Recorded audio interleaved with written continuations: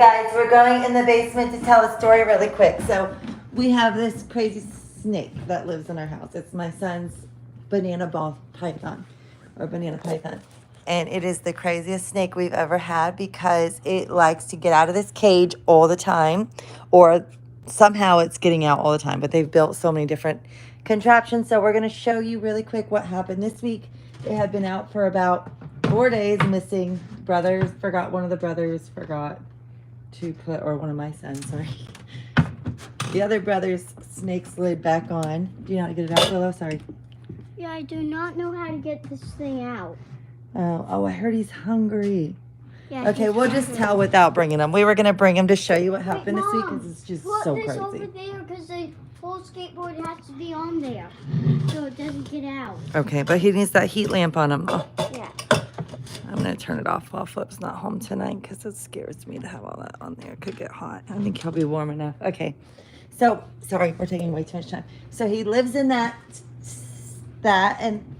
cage, whatever I'm trying to call it, snake tank. So the boys are down here a lot hanging out, and you think they would have seen it, but within the 4 days, it got through this entire basement somehow, some way. It got up the stairs. Maybe they left this door open. We're not really sure how this happened. We figured it was gone because it had been missing for 4 days again. And my son was just like, I think it's gone. So the only way to get to our hot tub is to come through that door, and nobody brings it upstairs ever. It was definitely in its cage when it went missing because the next day my son had put it in there the night before, so he was really upset. So she gets out of the hot tub the other night, 4 days after it was missing. It was right. They had searched the basement right for here, days, and she and steps on the snake. I didn't step on it. It was right here, and it was tickling my toes. Oh.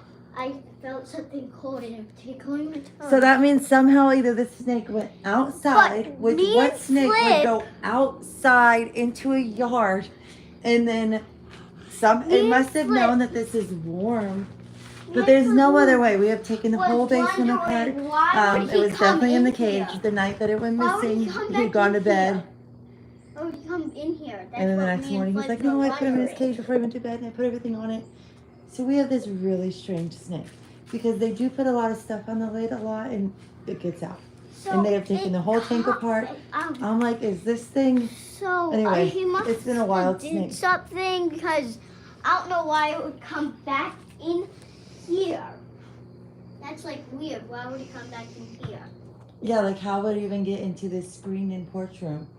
There's this From the little thing basement. that's a wide Anyway, he was open. in the hot tub with her when she stepped out, her oldest brother, the one that owns the snake, and he was like, what the heck? How is that even possible at all for it to get into this screened-in porch?